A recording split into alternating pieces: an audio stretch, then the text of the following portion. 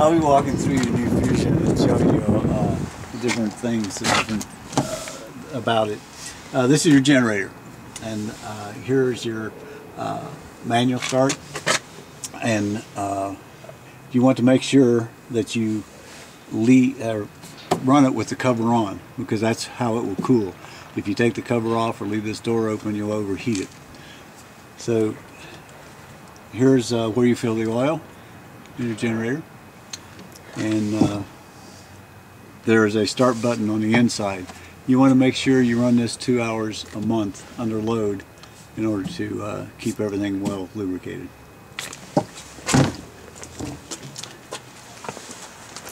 Here, your LP tanks, we've topped them off.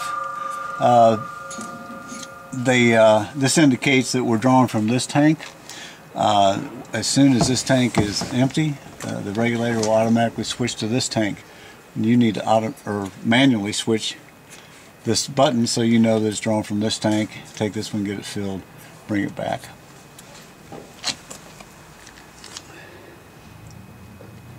Here's your docking lights. Your tire pressure is 80 psi. We've already done that for you, but you also want to check and make sure that you keep them that way so your tire wear is even. On all your slide outs, you have a rubber seal. It's very pliable. You want to keep it that way with a silicone spray to make sure that it doesn't the sun rays or the ultraviolet rays do not get to it and harden it. Across the top is a die-core seal on your rubber roof. You can see where the rubber roof meets the siding. You want to inspect those at least twice a year to make sure that you have no cracks, and if you do have a crack, you need to use die-core only to wipe off the exposed area that's cracked, and then you can apply the die-core. The die-core self-leveling will sink into the crack and keep your roof warranty intact.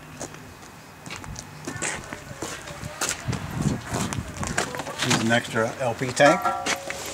Back up.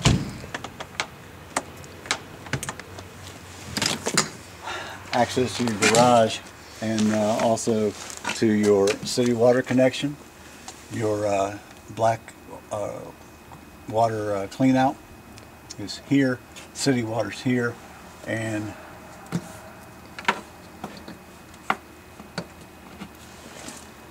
not sure what that is. The water heater bypass for when you winterize is here. It's off now. The water heater, I believe, has been, or the system's been de-winterized, so it's in the off position. The winterization is also in the off position. The tank fill flush is in the normal flow position.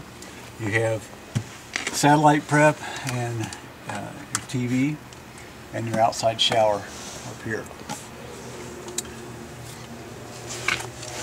When you hook up your city water, you'll want to come out with a regulator to make sure that the pressure is not going to be more than your system can take.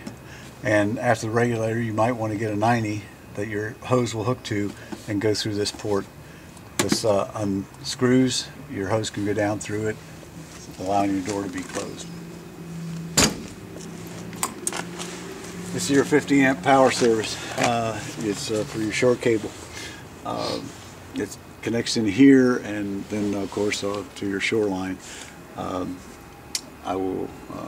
You'll be getting a whip that can go from the 3-prong at the end of this to 3-prong 110 at your house, so that you could plug it in and get it ready to go out on the road by turning your refrigerator on. It cannot run much more than that, with that and your lights. Your water heater has been de-winterized, and it is full. Plugs in. This is the AC switch if you want to run your water heater on one on AC, you have to pull this pin and push the button, and then there's a button inside as well to activate the electric water heater. Otherwise it runs on gas.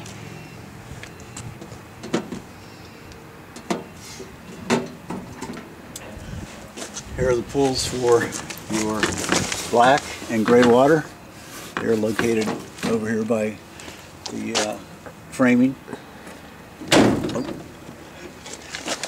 Your shore power cable is stored in here. This is the exhaust for your furnace. This does get hot. You may want to get a cover for it, for not only to keep from touching the hot metal, but to keep mud daubers and wasps from getting in there, building nests. Your black water discharge is here. It unhooks and swings out to make it more accessible. And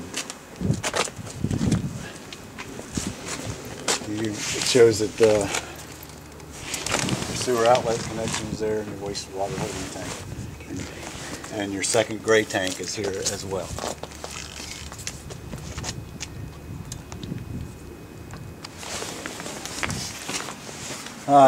You have aluminum wheels which have been torqued down to 110 pounds.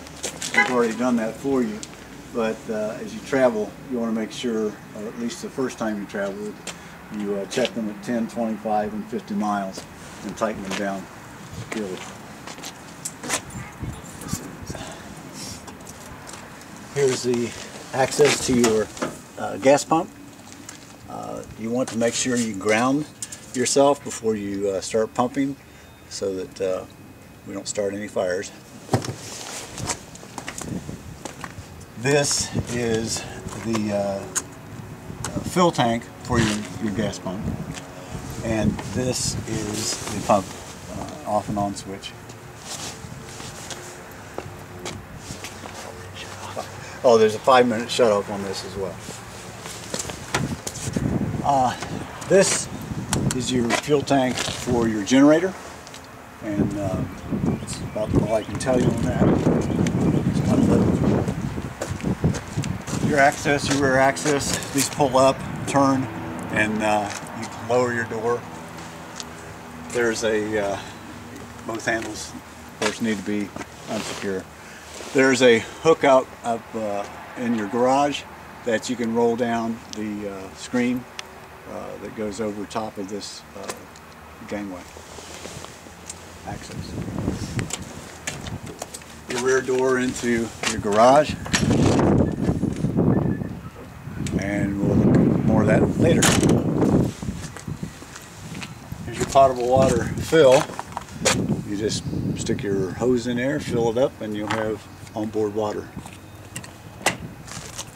Your outdoor speakers, your TV rack, exterior receptacle, TV hookup, and the back of your refrigerator.